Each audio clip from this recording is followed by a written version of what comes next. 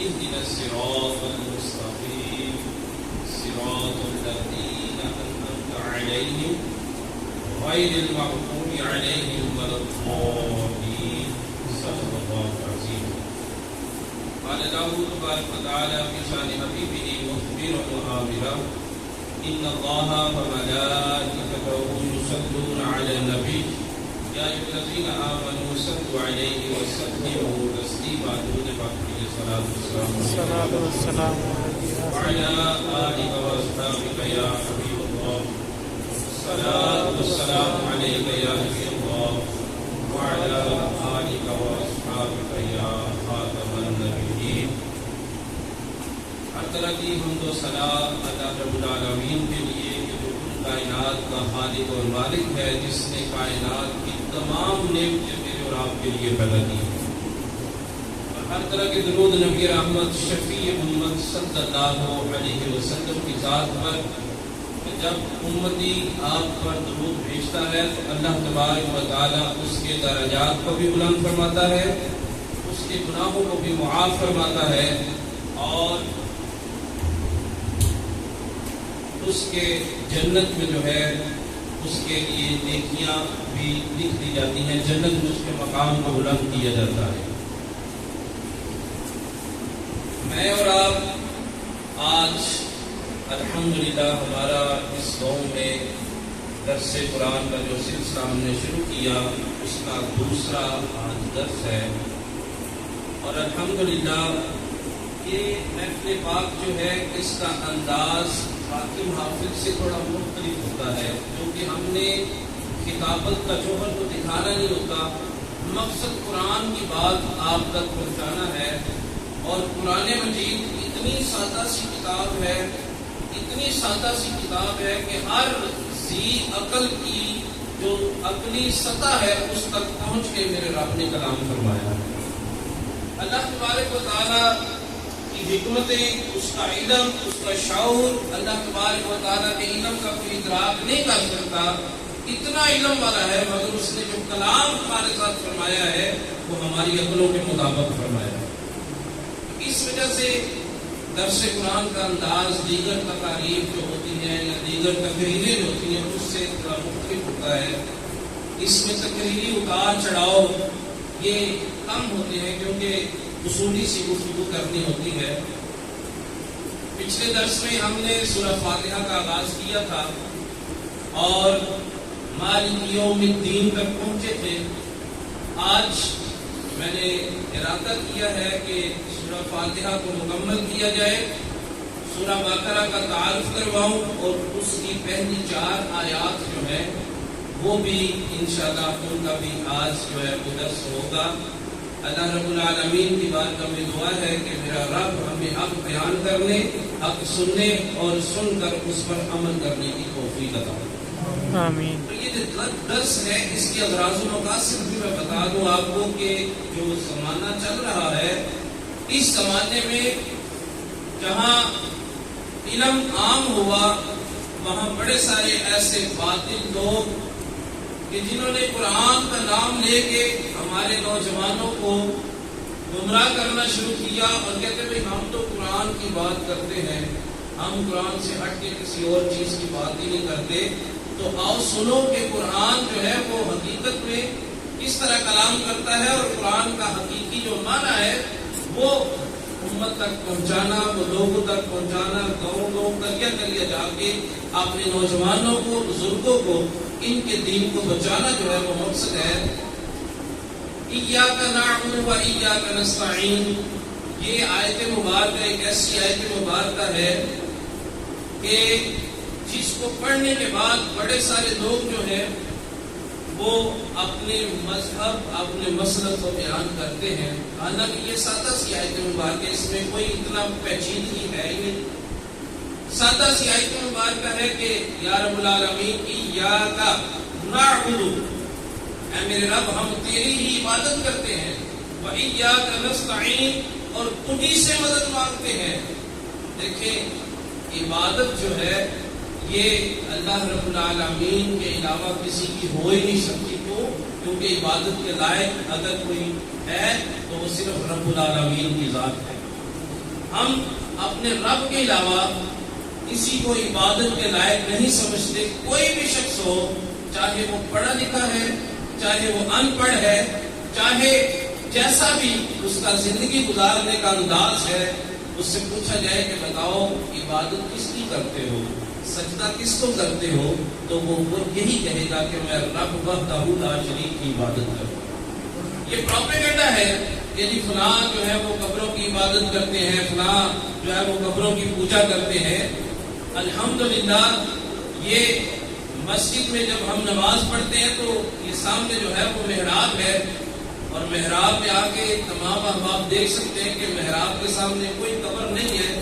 الحمدللہ ہم مسلمان جب بھی سجدہ کرتے ہیں اپنے رب تبارک و تعالیٰ کو کرتے ہیں، اور ہمارا بچہ اس بات کی گواہی دیتا ہے کہ وہ رب تبارک و تعالیٰ کے ساتھ کسی کو شریک نہیں ٹھہراتا. جو مقام رب کا ہے وہ کسی اور کا مقام نہیں ہو سکتا. ہاں ہم علماء اولیاء صلحاء کی تعظیم کرتے ہیں، اور تعظیم اور عبادت میں بڑا فرق. دیکھیں میں یا آپ اپنے والدین کے سامنے یوں کھڑے ہو جائیں، اساتذہ کے سامنے یوں کھڑے ہو جائیں، تو کوئی شخص بھی یہ نہیں کہے گا کہ یہ عبادت کر رہا ہے.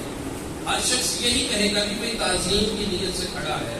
اور جب ہم عبادت کی نیت سے نماز میں کھڑے ہوں گے انداز تو وہی ہوگا، مگر نیت یہ ہوگی کہ میں رب تبارک و تعالیٰ کے لیے عبادت کی نیت سے کھڑا ہوں، کیونکہ عبادت کے لائق صرف اور صرف اللہ تبارک و تعالیٰ کی ذات ہے، اس کے علاوہ کوئی اور عبادت کے لائق نہیں ہے.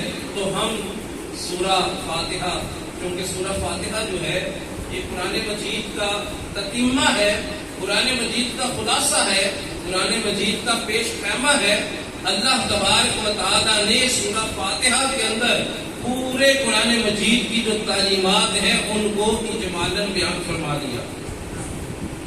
اب اس میں یہ ہمیں بتایا جا رہا ہے کہ آپ نے عبادت کرنی ہے تو کس کی کرنی ہے؟ صرف اللہ تبارک و تعالیٰ.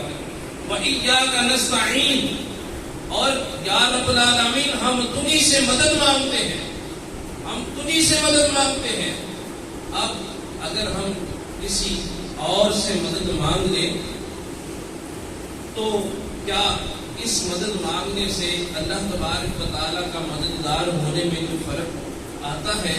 یہ بڑی سادہ سی گفتگو ہے اور سادہ سے انداز میں سمجھانے کی کوشش کرتا ہوں. ہم کہیں کہ جناب میرا بیٹا علم دین حاصل کرتا ہے اور فلاں مدرسے میں پڑھتا ہے. اب مجھے بتائیں کہ علیم کس کی صفت ہے؟ اللہ تبارک و تعالیٰ کے اسماء ہم پڑھتے ہیں، اللہ کے اسماء میں ایک صفت اس کی علیم کی ہے، علم والا. اب علم والی ذات تو رب تبارک و تعالیٰ کی ہے، اللہ کو چھوڑ کے کسی اور سے علم حاصل کرنا کیا یہ شرک نہیں ہے؟ کیوں کہ ہمیں پتا ہے کہ اگر اللہ کے علاوہ کسی اور سے علم حاصل کر رہا ہے تو جس سے علم حاصل کر رہا ہے اس کو علم بھی کس نے عطا کیا ہے؟ اللہ تبارک و تعالیٰ نے عطا کیا. اگر کوئی شخص بیمار ہو جائے تو پوچھا جاتا ہے جناب آپ بیمار تھے، اللہ نے آپ کو شفا دی، اب طبیعت کیسی ہے؟ تو وہ کہتے نظر آتے ہیں جناب میں فلاں ہاسپٹل گیا تھا تو ڈاکٹر صاحب نے دوائی دی، بھائی مجھے تو آرام آ گیا ڈاکٹر صاحب کی اس دوائی سے. وہ ڈاکٹر جو ہے وہ جو بھی اس کے پاس جاتا ہے مریض اس کو شفا مل جاتی ہے. اب بتائیں مجھے کہ شفا دینا تو اللہ کا کام ہے، یہ ڈاکٹر کب سے شفائیں دینا شروع ہو گئے؟ اب یہ بات یقیناً ہر ایک کے دل کے اندر بیٹھی ہوئی ہے کہ ہاں شفا دینے والی ذات اللہ تبارک و تعالیٰ کی ہی ہے، ڈاکٹر کو تو اس نے وسیلہ بنایا ہے. اسی طرح یہ دو مثالیں اگر آپ ذہن میں رکھیں تو اگر کوئی شخص اللہ کے نیک ولی کی بارگاہ میں حاضر ہو جائے، اللہ تبارک و تعالیٰ کا وہ بندہ کہ جس نے زندگی اللہ کے احکامات کے مطابق گزاری ہو، اللہ کا وہ بندہ کہ جو درجہ ولایت پر پہنچا ہوا ہو، اگر کوئی شخص اس کی بارگاہ میں حاضر ہو کے اللہ سے دعا مانگے تو کیا ایسا کرنا کیسے شرک ہو سکتا ہے؟ رب تبارک و تعالیٰ نے تو قرآن مجید میں جگہ جگہ فرمایا ہے ان رحمت اللہ قریب من المحسنین، اللہ کی رحمت نیک لوگوں پر برستی ہے، اور جس جگہ پر اللہ کی رحمت برستی ہے وہاں پہ اللہ دعائیں بھی قبول فرماتا ہے. پھر ایک اور مقام پہ اللہ نے ارشاد فرمایا کہ یہ جو سورہ بنی اسرائیل کا بالکل آغاز ہے کہ رب تبارک و تعالیٰ نے فرمایا یہ مسجد اقصی جو ہے اس کے ارد گرد ہم نے برکت رکھی ہے. اب مسجد اقصی کے ارد گرد برکت کیوں رکھی ہے؟ مسجد اقصی کے ارد گرد آخر کون سی ایسی چیزیں ہیں کہ جن کے اندر اللہ نے برکت رکھی ہے؟ تو مسجد اقصی جہاں پہ موجود ہے اس کے ارد گرد جو ہے وہ اللہ تبارک و تعالیٰ نے جن انبیاء کو دنیا کے اندر مبعوث فرمایا تھا ان کی قبریں موجود ہیں. ان کی قبریں ہیں وہاں پہ. ان قبروں کی وجہ سے اللہ تبارک و تعالیٰ نے قرآن میں فرمایا میں نے مسجد اقصی کے ارد گرد برکت رکھی ہے. اور جہاں پہ اللہ کی برکت ہوتی ہے وہاں پہ بھی دعائیں قبول ہوتی ہیں. پتہ چلا کہ اللہ کے نیک بندوں کی جہاں پہ قبر ہوتی ہے اگر وہاں بیٹھ کے اللہ سے دعا مانگی جائے اللہ اس کو بھی قبول فرماتا ہے. اب دیکھیں کہ ایک شخص جو ہے اگر کوئی گناہ کار بیٹھتا ہے تو گناہ کس کا کرتا ہے؟ رب تبارک و تعالیٰ کا. کسی نے نافرمانی کی, نماز نہیں پڑھی تو اللہ کی نافرمانی کی ہے. کسی سے کوئی گناہ ہو گیا تو ظاہر ہے اس نے اللہ کا گناہ کیا, وہ اللہ تبارک و تعالیٰ کی نافرمانی کر کے وہ گناہگار ہوا. مگر اللہ تبارک و تعالیٰ نے اپنی بارگاہ میں توبہ کو قبول کرنے کا جو رستہ ہمیں قرآن میں دیا ہے وہ رستہ کیا دیا ہے؟ اللہ تبارک و تعالیٰ نے ارشاد فرمایا کہ اگر تم اپنی جانوں پر ظلم کر بیٹھو وَلَوْ أَنَّهُمْ إِذْ ظَلَمُوا أَنفُسَهُمْ جَاءُوكَ فَاسْتَغْفَرُوا اللَّهَ وَاسْتَغْفَرَ لَهُمُ الرَّسُولُ لَوَجَدُوا اللَّهَ تَوَّابًا رَحِيمًا. اگر تم اپنی جانوں پر ظلم کر بیٹھو, اگر تم کوئی گناہ کر بیٹھو, کوئی سیاکاری کر بیٹھو تو تم نے رب سے معافی مانگنی ہے. تو رب سے معافی مانگنے کا جو طریقہ تمہیں تمہارا رب قرآن میں عطا کر رہا ہے وہ یہ ہے کہ میرے محبوب کے در پہ آ جاؤ, میرے محبوب کے در پہ آ جاؤ. اور پھر ہوگا کیا؟ میرا محبوب تمہاری سفارش کر دے گا. لَوَجَدُ اللَّهَ, تم ضرور پاؤ گے اللہ کو تواب الرحیم, توبہ قبول کرنے والا اور تم پر رحم کرنے والا. اب وہ گناہ رب کا کیا تھا, آتا مسجد میں مصلی بچھاتا اور رب سے دعا مانگ لیتا یا اللہ تم معاف کرنے والا ہے. یہ اللہ تبارک و تعالیٰ نے خود رستہ بتایا ہے کہ اگر مجھ سے معافی بھی چاہنی ہے تو میرے پیاروں کے پاس جاؤ, وہ تمہاری سفارش کریں گے تو میں تمہیں معافی عطا کروں گا. تو لہٰذا یہ سادہ سا عقیدہ اور آپ لوگوں کو مبارک ہو الحمدللہ کہ اہل سنت اسی منہج پر چل رہے ہیں.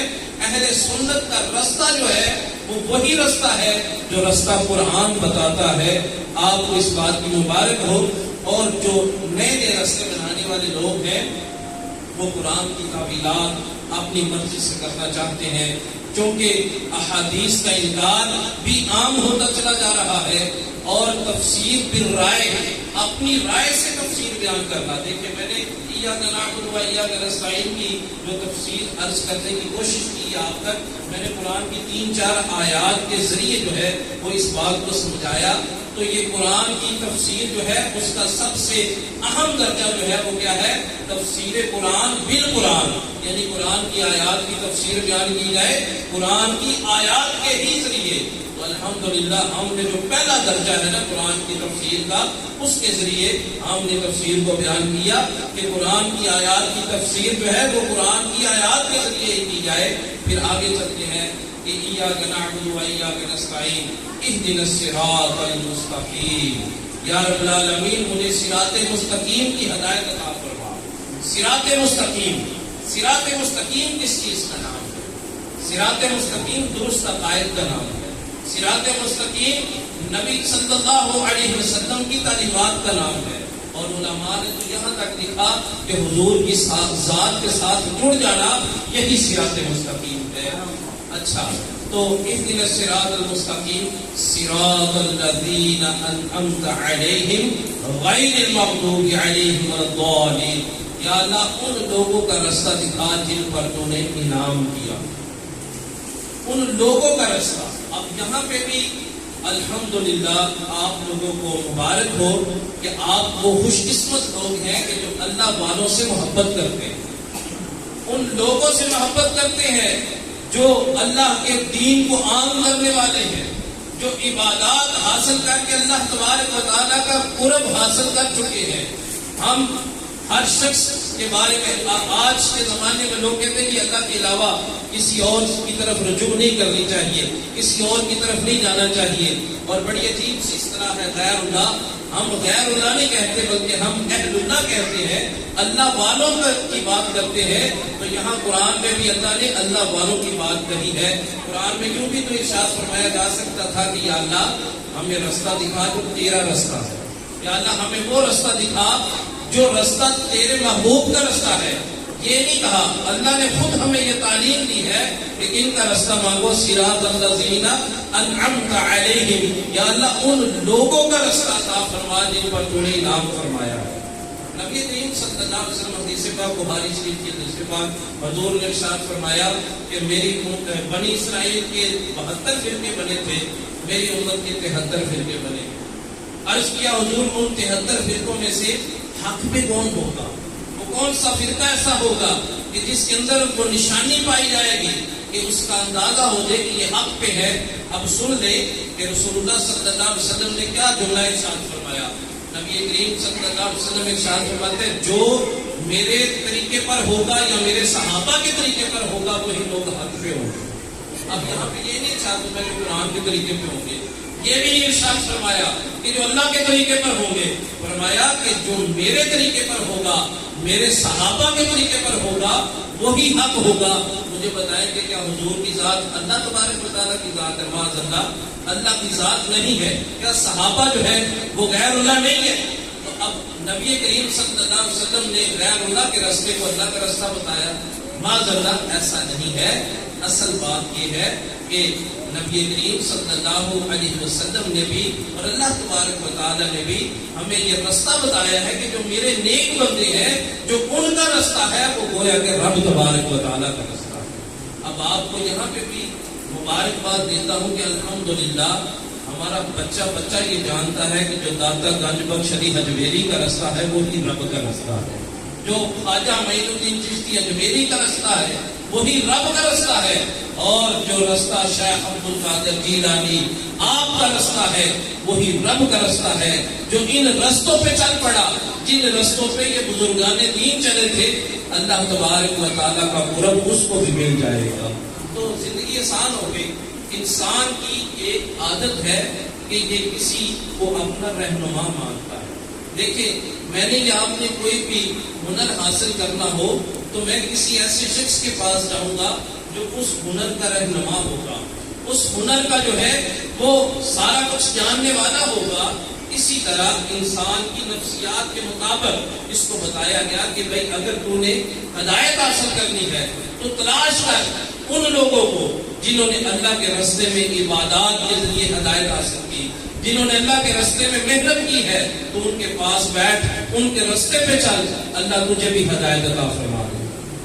صراط الذین انعمت علیہم غیر المغضوب علیہم ولا الضالین، یا اللہ ان کا راستہ نہ دکھانا جن پر تیرا غضب ہوا، اور نہ ان کا راستہ دکھانا جو گمراہ ہوئے۔ تو دیکھیں یہاں پہ علماء نے فرمایا کہ جو پہلے لوگ ہیں وہ ایسے شخص ہیں جو بے دین ہوتے ہیں، بے عمل ہوتے ہیں، اور دوسرے وہ جو بد عقیدہ قسم کے لوگ ہیں جن کا عقیدہ اسلام کے عقیدے سے متصادم ہے۔ اور اگر اس کی تفسیر تھوڑا دیگر مفسرین جو کہ حضرت عبداللہ بن عباس رضی اللہ تعالیٰ عنہ سے لے کر کے آج کے دن تک جو مفسرین، جمیع مفسرین نے اس کی تفسیر بیان کی ہے، وہ یہ ہے کہ اس سے مراد عیسائی اور یہودی ہے کہ یا رب العالمین ہمیں عیسائیوں کے راستے سے بھی بچانا اور یہودیوں کے راستے سے بھی بچانا۔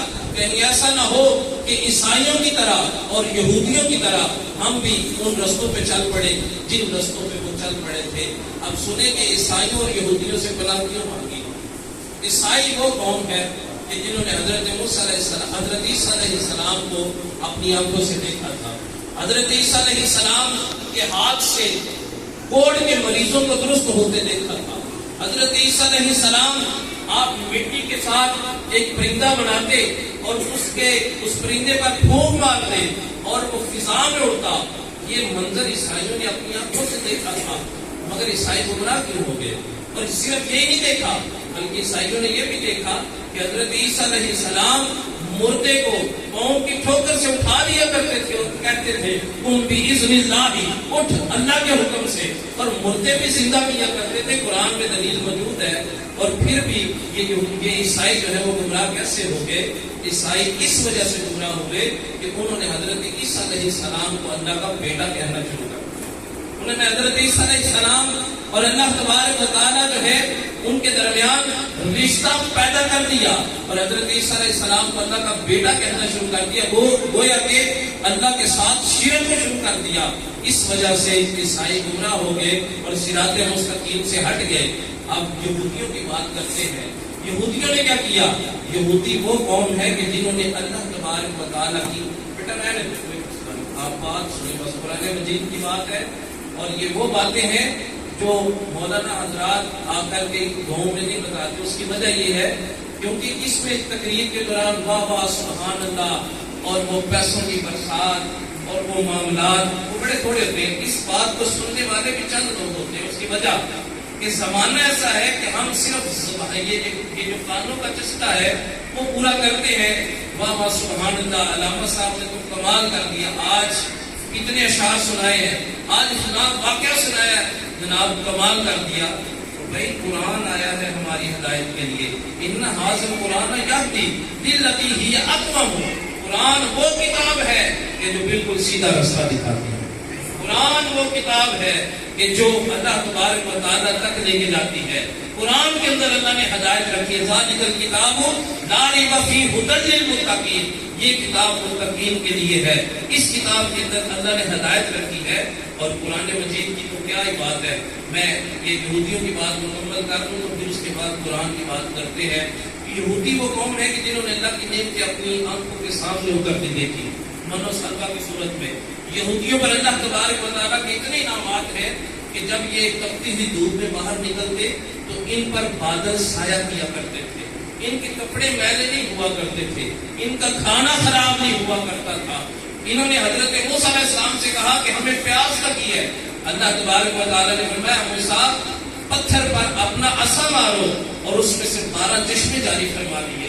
اتنے انعامات ان یہودیوں نے اپنی آنکھوں سے دیکھا کہ جب ان کے پیچھے فرعون تھا اور آگے دریا تھا اور یہ بالکل پھنس گئے تھے اور ان کو کوئی بچانے والا نہیں تھا، پھر حضرت موسیٰ علیہ السلام نے اللہ کے حکم سے جب دریا کو کہا کہ ہمیں راستہ دے دے، یہ یہودیوں نے اپنی آنکھوں سے دیکھا کہ چلتا ہوا دریا رک گیا، خشک رستہ مل گیا۔ یہ ساری اللہ کی نعمتیں دیکھنے کے بعد پھر یہودی گمراہ کیوں ہو گئے؟ یہودی گمراہ اس وجہ سے ہوئے کہ انہوں نے خود پسندی جو ہے ان کے اندر آ گئی۔ وہ اپنے آپ کو دوسروں سے بہتر سمجھنا شروع ہو گئے، خود کو کہتے کہ نحن ابناء اللہ، ہم اللہ کے بیٹے ہیں، ہم تو اللہ تبارک و تعالیٰ کے بڑے برگزیدہ ہیں، ہمارے لیے اللہ نے جنت پیدا کی ہے، ہم تو جہنم میں نہیں جائیں گے۔ خود پسندی آ گئی، جس کی وجہ سے اللہ تبارک و تعالیٰ نے ان کو ذلیل کر دیا۔ اور آج ہمیں یہ درس کیا جا رہا ہے، قرآن کے آغاز میں ہمیں یہ بتایا جا رہا ہے کہ مسلمانوں سن لو، اگر تم عیسائیوں کی طرح شرک کرنے والے ہو گئے، یہودیوں کی طرح خود پسندی میں آ گئے، جیسے آج بڑی شیخی میں آتے ہم لوگ کہتے بھائی جنت تو بس ہمارے لیے ہے نا، اللہ تعالیٰ نے ہمارے لیے جنت بنائی ہے، جنت میں تو ہم نہیں جانا، صرف ہم نے اللہ نے ہمارے لیے بس ہم نے یہ آنکھیں بند ہوئی تو سیدھے جنت میں چلے جانا ہے۔ ایسا نہیں ہے، جنت کے حصول اتنا آسان ہوتا تو کبھی بھی حسین کربلا میں جان قربان نہ کرتے۔ جنت کا حصول اتنا آسان ہوتا تو حضرت بلال حبشی رضی اللہ تعالیٰ عنہ کبھی بھی مکے کی گلیوں میں گھسیٹے نہ جاتے۔ جنت کا حصول اتنا آسان ہوتا تو کبھی بھی حضرت عمار بن یاسر رضی اللہ تعالیٰ عنہ کو ستایا نہ جاتا، حضرت سمیہ کو قتل نہ کیا جاتا۔ اگر جنت کا حصول اتنا آسان ہوتا تو حضرت مصعب بن عمیر کو شہید نہ کیا جاتا۔ اگر جنت کا حصول اتنا آسان ہوتا تو حضرت امیر حمزہ کی لاش مبارک کا مسئلہ نہ کیا جاتا۔ اگر جنت کا حصول اتنا آسان ہوتا تو دیکھیں کربلا کے میدان میں ننھا علی اصغر کبھی بھی اپنی جان قربان نہ کرتا۔ سن لیں جنت کا حصول اتنا آسان نہیں ہے، مگر یہودیوں نے یہ کہا تھا کہ نحن ابناء اللہ، ہم تو اللہ کے بیٹے ہیں، ہمیں کسی چیز کی کوئی ٹینشن نہیں ہے، جنت اللہ نے ہمارے لیے بنا رکھی ہے۔ تو قرآن کے آغاز میں فرمایا گیا کہ یہودیوں والے عقائد سے بھی بچنا، عیسائیوں والے عقائد سے بھی بچنا، تم امید پہ بھی رکھنا اور خوف بھی اپنے اوپر طاری رکھنا. اگر یہ دو صورتیں رہی تو اللہ تبارک و تعالیٰ تمہیں کامیابی عطا فرمائے گا. دیکھیں کتنا خوبصورت قرآن مجید کا یہ کلام ہے ہمارے ساتھ، اور ہمیں سمجھایا جا رہا ہے، ہمیں مثالوں سے سمجھایا کہ بھائی نہ عیسائیوں جیسے ہو جانا اور نہ ہی یہودیوں جیسے. جب تم ویسے نہیں ہوگے اور جو کلمات میرے محبوب نے تمہیں دی ہے جب ان پر چلتے رہو گے تو اللہ تبارک و تعالیٰ تمہارے لیے دنیا میں بھی کامیابی عطا فرمائے گا اور آخرت میں بھی تمہیں کامیابی عطا فرمائے گا. تو میں چاہتا ہوں کہ آج سورہ بقرہ کا بھی آغاز کر دیں. آئندہ سے انشاءاللہ ہم نے درس جو ہے وہ سورہ بقرہ کا کرنا ہے، اس کا آغاز کرنا ہے. تو قرآن مجید کی تھوڑی سی بات آپ کے سامنے رکھوں. علامہ اقبال قرآن مجید کی تلاوت کیا کرتے تھے تو شیخ نور محمد صاحب ان کے والد صاحب صوفی بزرگ تھے، وہ پاس سے گزرتے اور دیکھتے بیٹا اقبال قرآن کیسے پڑھتے ہو؟ تو کہنے لگے ابا جی کیسے سارے تلاوت کرتے ہیں، میں بھی ویسی تلاوت کرتا ہوں. تو ابا جی کہنے لگے نہیں بیٹا قرآن کی تلاوت ایسے نہیں کرتے، قرآن مجید کی تلاوت ایسے کرو، قرآن کو ایسے پڑھو کہ جیسے قرآن تمہارے اوپر نازل ہو رہا ہے، جیسے تمہارے لیے. اور یہ بات حقیقت ہے کہ جب آپ قرآن کی تلاوت کریں اور آپ کو تھوڑا بہت عربی کے ساتھ جو ہے وہ لگاؤ بھی ہو، آپ کو تھوڑا بہت ترجمہ بھی آتا ہو، آپ نے تھوڑا بہت ترجمہ پڑھا بھی ہو، اور آپ تھوڑا اس بات کا یہ تصور اپنے اندر لائیں کہ جب آپ قرآن کی تلاوت کر رہے ہو تو یہ تصور کریں کہ آپ کا رب آپ کے ساتھ کلام کر رہا ہے. یہ قرآن آپ کے لیے اترا ہے، یہ قرآن میرے لیے اور آپ کے لیے اترا ہے. جب آپ یہ تصور کریں گے کہ میرا رب میرے ساتھ کلام کر رہا ہے تو پھر دیکھیے کہ قرآن کے رموز، قرآن کے اندر جو اللہ تبارک و تعالیٰ نے ہدایت کا سمندر رکھا ہے وہ کیسے آپ کے سینے پر منسلک ہوتا چلا جائے گا، اور ہدایت کے جو وہ سربستہ راز ہیں وہ کھلتے چلے جائیں گے. پھر وہی وقت آیا کہ علامہ اقبال قرآن مجید پڑھ رہے ہیں، اور قرآن مجید پڑھتے پڑھتے قرآن کے اوراق جو ہے وہ علامہ اقبال کے آنسوؤں کے ساتھ تر ہو رہے ہیں. اب والد صاحب قریب سے گزرے اور دیکھا کہ میرا بیٹا اقبال قرآن پڑھ رہا ہے اور قرآن کے جو اوراق ہیں وہ تر ہے. پوچھا بیٹا اقبال اب قرآن کی سمجھ آتی ہے، اب قرآن کیسے پڑھتے ہو؟ تو بیٹے اقبال نے جب سر اٹھا کے والد کی طرف دیکھا تو آنسوؤں کی لڑی جاری تھی. تو والد صاحب سمجھ گئے کہ اب میرا بیٹا جو قرآن پڑھتا ہے تو اس کے سینے پر قرآن کا نزول ہو رہا ہے. تو اسی موقع پہ علامہ اقبال نے کہا تھا کہ تیرے ضمیر پہ جب تک نہ ہو نزول کتاب، تیرے ضمیر پہ جب تک نہ ہو نزول کتاب، گرا کو شاہ راضی نہ صاحب کشاف. امام راضی بھی اگر تفسیر بیان کر دیں، امام کشاف زمخشری جو ہے وہ ان کی تفسیر کشاف بھی اگر بیان کر دی جائے تو ان سے کوئی فرق نہیں پڑے گا، جب تک کہ ہم یہ اندازہ نہ لگائیں، جب تک یہ کیفیت نہ طاری کریں اپنے اوپر کہ قرآن میرے اوپر نازل ہو رہا ہے. اور جب یہ کیفیت طاری ہو جائے گی پھر دیکھیے کہ قرآن پر عمل کرنا ہمارے لیے کیسے آسان ہو جائے گا. آئیے سورہ بقرہ کا مختصر سا تعارف سنتے ہیں. سورہ بقرہ جو ہے یہ قرآن مجید کی سب سے بڑی سورت ہے. اس کی 40 رکوع 286 آیات ہیں، اور یہ سورت جو ہے یہ مدنی سورت ہے. یہ نبی کریم صلی اللہ علیہ وسلم جب مکہ معظمہ سے ہجرت فرما کے مدینہ طیبہ تشریف لے گئے تو وہاں پہ چونکہ پہلے سے یہودی، عیسائی اور کچھ لوگ انصار جو تھے وہ رہتے تھے، اور یہودی ان میں سے جو تھے وہ اہل کتاب تھے. عیسائی کم تھے، یہودی زیادہ تھے. تو یہودی اہل کتاب تھے. تو یہ سورہ بقرہ جو ہے اس کے پہلے رکوع جو ہے آغاز میں وہ یہودیوں کے بارے میں ہے کہ یہودیوں کی تعلیمات کیسی ہیں، یہودی کیسے لوگوں کو گمراہ کیا کرتے تھے، یہودی کیسے کتاب کی تعلیمات کو بدلا کرتے تھے، یہودی کیسے، یہودیوں کے اندر ایک عادت تھی کہ جب کوئی بڑا بندہ جرم کرتا تو اس کو سزا نہیں دیتے تھے، جب کوئی چھوٹا بندہ جرم کرتا تو اس کو فوراً سے سزا دے دی جاتی. اور اسی طرح جو ان کی کتاب تھی اس کے احکامات کو آئے دن بدل دیتے تھے. ایک شخص کے پاس جاتے وہ کوئی اور بات بتاتا، دوسرے کے پاس جاتے قرآن کا علم ہے مگر وہ کوئی اور بات بتاتا تھا. وہ یا کہ وہ اپنی کتاب کو ہر شخص جو ہے اس کے اندر تعویل کرتا چلا جاتا، کتاب کی اصل تعلیمات سے منحرف ہو چکے تھے. تو قرآن مجید میں یہی تو بتایا ہے ہمیں، سورہ بقرہ یہی تو بتاتی ہے کہ یہودیوں نے اپنی کتاب کو بدل دیا، اپنی مرضی سے اپنی کتاب کی تعویلیں کر لیتے تھے. یہودی منافق تھے، یہودی جو ہے وہ بڑے لوگوں کو سزا نہیں دیتے تھے، چھوٹوں کو سزا دیتے تھے. اگر یہاں پہ رک کے ایک بات ہم سوچیں کیا آج ہمارا بھی یہی حال نہیں ہے؟ آج اگر کوئی بڑے اثر و رسوخ والا بندہ، اگر کوئی شخص پولیٹیکلی بڑی اپروچ رکھتا ہے، اس سے کوئی جرم ہو جائے اس کو سزا نہیں دی جاتی. بڑا مالدار شخص اگر جرم کر دے اس کو سزا نہیں ملتی، اور اگر ایک عام آدمی جو ہے اس سے جرم ہو جائے تو فوراً سے قلم چلتے ہیں اور اس کے لیے سزا کا فرمانہ لکھ دیا جاتا ہے. یہی تو یہودی کیا کرتے تھے، یہی تو ان کی عادات تھی. آج وہی عادات ہمارے اندر پائی جاتی ہیں، اور قرآن کے اندر کیا، قرآن کے اندر تحریف ہمارے ہاں نہیں کی جاتی. ہمارے لوگ بھی قرآن کی تعویلات کرتے ہیں، قرآن کے اندر تحریفات کرتے ہیں، قرآن مجید کی تعلیمات کو بدل کے لوگوں کے سامنے بیان کرتے ہیں. تو آج جب ہم سورہ بقرہ پڑھیں گے تو پھر اس کے اندر ہم یہ چیز سیکھیں گے کہ جن لوگوں نے اپنی کتابوں میں تحریف کی، جن لوگوں کے اندر وہ عادات آ گئی تھی، اللہ تبارک و تعالیٰ نے کیسے ان کو ذلیل اور خوار کیا. اور سنو مسلمانوں، اگر تمہارے اندر بھی وہ عادات آ گئی تو تمہارا حشر بھی وہی ہونے والا ہے جو یہودیوں کا حشر کیا تھا. سورہ بقرہ میں ہم یہ سنیں گے. اور سورہ بقرہ کی فضیلت میں حضرت ابو امامہ باہلی رحمۃ رضی اللہ تعالیٰ عنہ کیا فرماتے ہیں؟ آپ فرماتے ہیں قرآن کی تلاوت کیا کرو، قرآن مجید کی تلاوت کیا کرو. یہ قرآن کل بروز قیامت تمہاری شفاعت کرے گا، تمہاری شفاعت کرے گا. ہاں قرآن مجید کل بروز قیامت اس کو باقاعدہ طور پہ جو تلاوت کرنے والے لوگ ہیں ان کے لیے قرآن آئے گا اور کہے گا یا رب العالمین، یہ بندہ میری تلاوت کیا کرتا تھا، یہ مجھے پڑھا کرتا تھا، میرے رب اس کے حق میں میری سفارش کو قبول فرما. اور قرآن مجید کی سفارش کو مانا جائے گا. قرآن اپنے پڑھنے والے کو جنت میں اپنے ساتھ لے کے جائے گا. پھر حضرت ابو امامہ فرماتے ہیں کہ حضور نے فرمایا کہ سورہ آل عمران اور سورہ بقرہ جس کا ذکر شروع ہو گیا، سورہ بقرہ جو ہے ان کی تلاوت کیا کرو.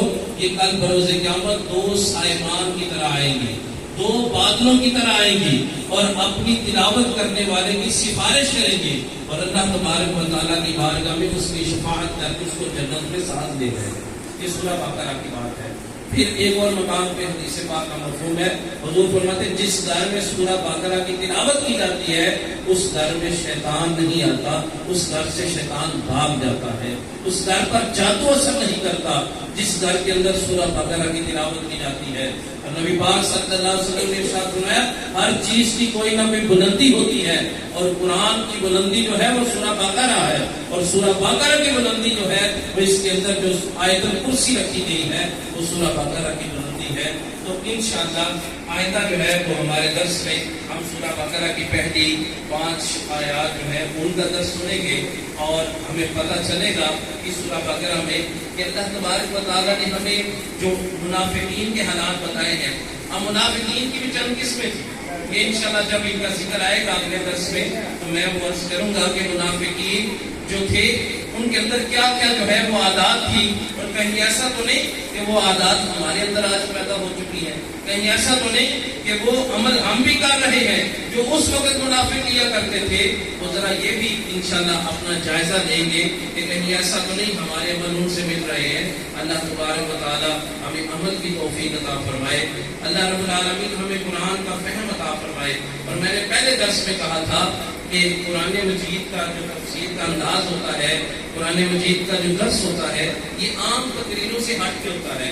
اس کے اندر اشعار، اس کے اندر اتار چڑھاؤ، واہ واہ سبحان اللہ یہ نہیں ہوتا.